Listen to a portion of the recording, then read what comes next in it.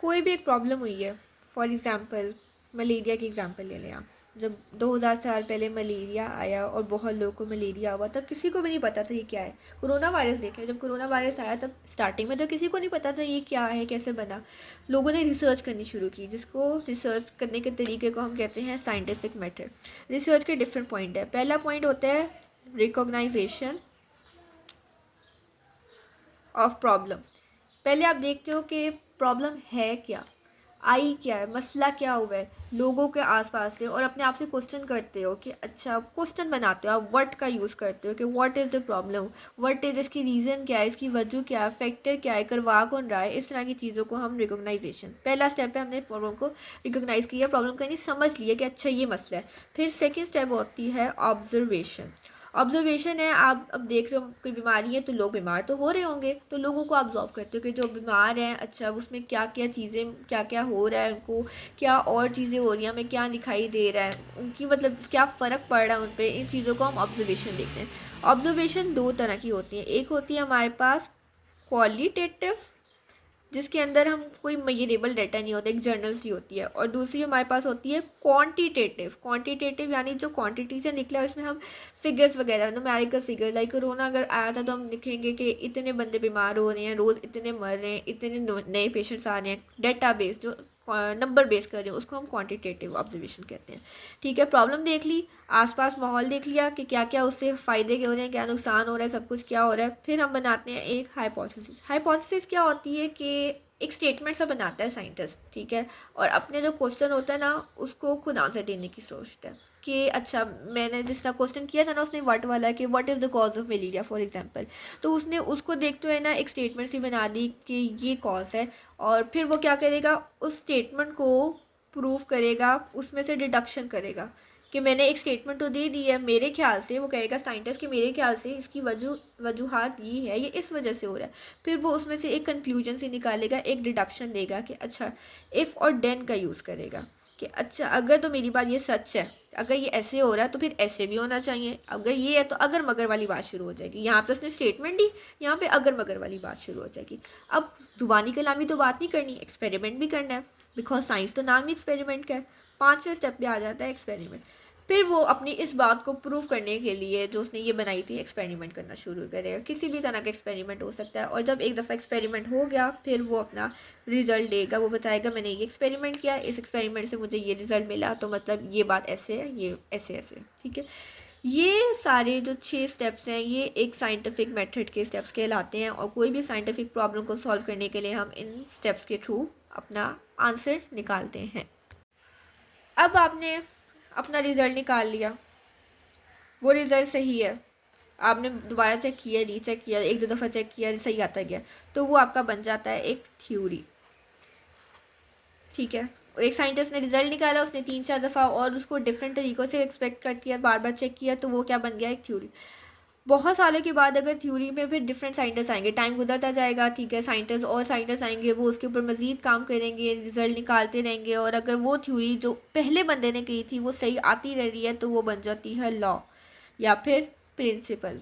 पहले थ्योरी बनी, ठीक है, फ़ौरन थ्योरी बन गई, वो सही आता रहे, फिर मज़ीद ऑब्जर्वेशन होती रही, बिकॉज आप एक दिन में तो कुछ नहीं बता सकते ना, ये बहुत सालों के लंबे लंबे प्रोसेस होते हैं।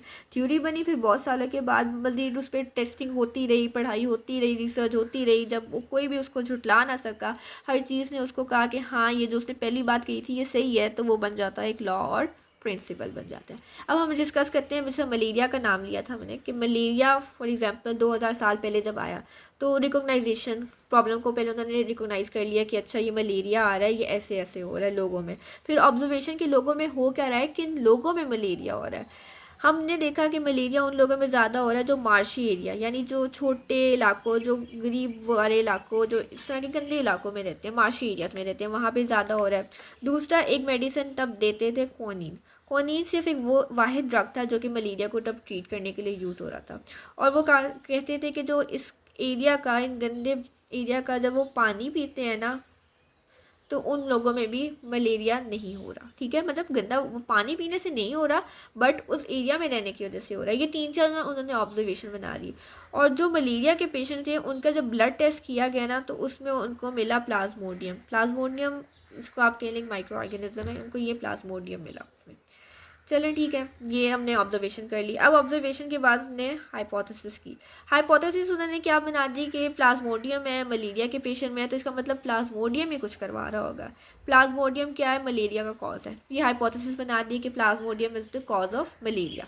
अब इस हाइपोथेसिस के बाद उन्होंने इफ़ देन वाला सीन किया कि इफ़ कि अगर जो प्लाज्मोडियम है वो मलेरिया का कॉज है, ठीक है, अगर प्लाज्मोडियम मलेरिया करवा रहा है, तो जितने भी पेशेंट्स हैं जो बीमार हुए हैं जिनको मलेरिया है, उनका जो ब्लड है ना उसके अंदर प्लाज्मोडियम होना चाहिए, ठीक है। इफ और देन का कैसे यूज़ किया? पहले उन्होंने हाइपोथेसिस बनाई कि प्लाज्मोडियम मलेरिया करवा रहा है, फिर उन्होंने कहा कि अच्छा अगर तो प्लाज्मोडियम मलेरिया करवा रहा है, तो जितने भी पेशेंट हैं जिनको भी मलेरिया हुआ है उनके जो ब्लड टेस्ट करोगे ना उसमें प्लाज्मोडियम लाजमी प्रेजेंट होगा। ये उन्होंने बना दी डिडक्शन। फिर उन्होंने एक्सपेरिमेंट शुरू कर दिया। एक्सपेरिमेंट किया, उन्होंने मलेरिया के पेशेंट लिया, उनका ब्लड टेस्ट किया, उन्होंने जब रिजल्ट देखा तो सब में प्लाज्मोडियम था।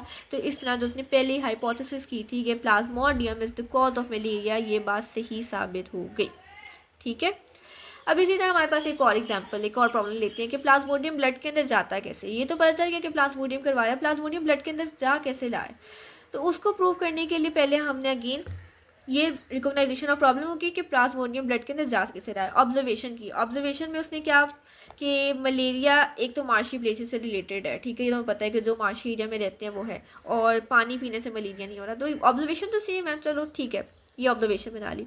फिर उसके मतलब पानी पीने से अगर मलेरिया नहीं होता तो इसका मतलब जो प्लाज्मोडियम है उसका पानी से भी कोई रिलेशन नहीं है। पानी में गलत गंदे पानी पीने वाले को मलेरिया नहीं हो रहा ना, तो प्लाज्मोडियम मलेरिया करवा रहा है, तो प्लाज्मोडियम का पानी से कोई रिलेशन नहीं है, नहीं हो। फिर ऑब्जर्वेशन उन्होंने क्या की, इस केस के अंदर उन्होंने ऑब्जर्वेशन की कि जो बंदे बाहर आउटडोर में रहते हैं, आउटडोर में सोते हैं, जिनको मच्छर लड़ते हैं, उनको मलेरिया ज़्यादा हो रहा है, बजाय उनके जो अंदर इनडोर में घरों के अंदर सो रहे हैं उनको मच्छर नहीं लड़ रहे, उनको मलेरिया कम हो रहा है।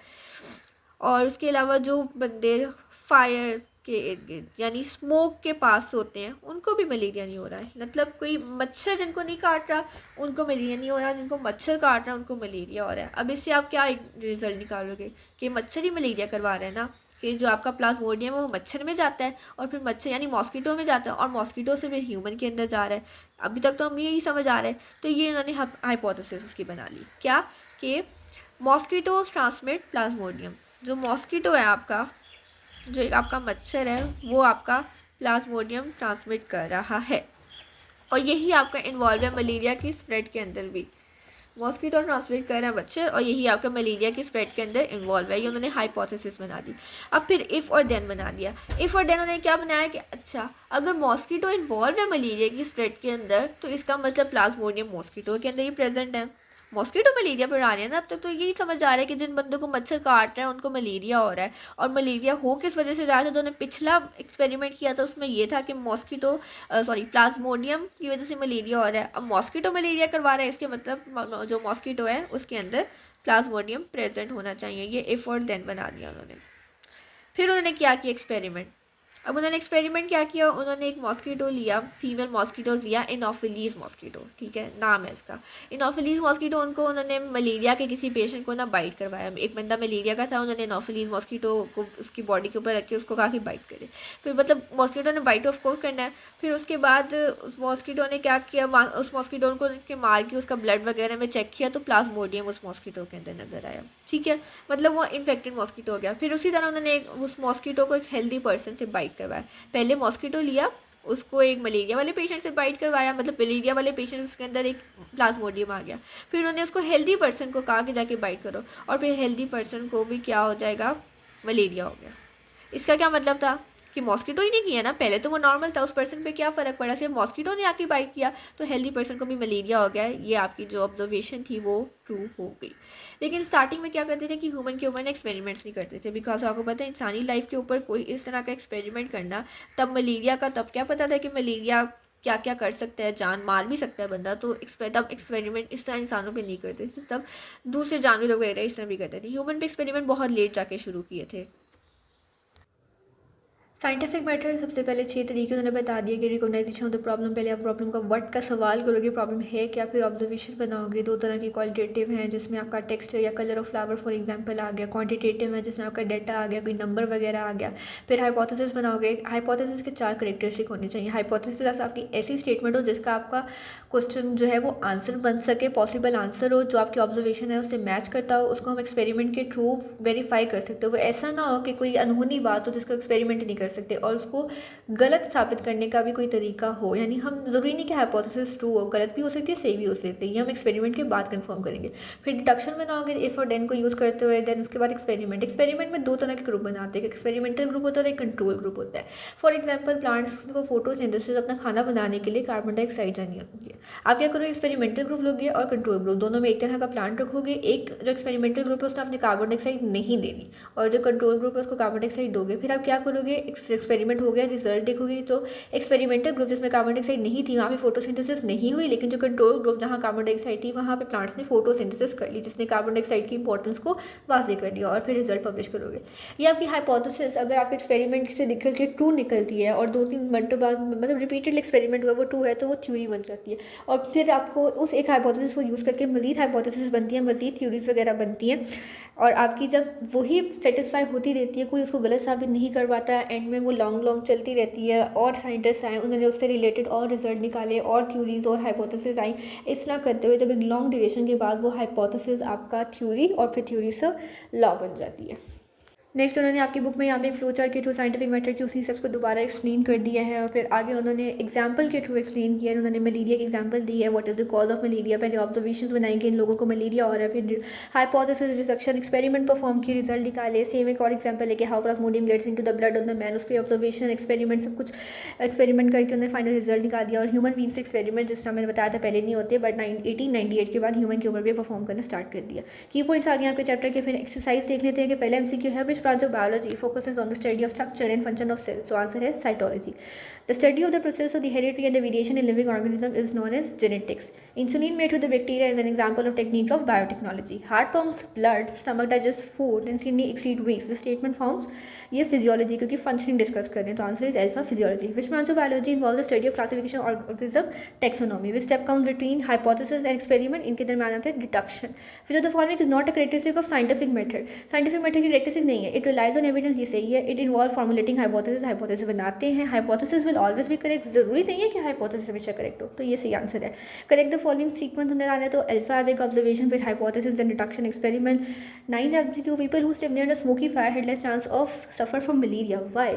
सबसे पहले है smoke kills plasmodium in their blood, तो ज़रूरी नहीं है कि स्मोक प्लाज्मोडियम को मार दे, स्मोक आपका मॉस्किटो को मारता है, तो चार्ली सही होगा इसका. Mosquito can't tolerate smoke and are repel. 10th experiments are very important scientific matter because a researcher always get correct. जरूरी तो नहीं है रिजल्ट करेक्ट भी हो सकता है, गलत भी हो सकता है. Disprove many hypothesis and get some hypothesis proof, ये सही है. हाइपोथेसिस आपकी गलत भी हो सकती है और सही भी हो सकती है, एक्सपेरिमेंट आपको इसको वेरीफाई करेगा.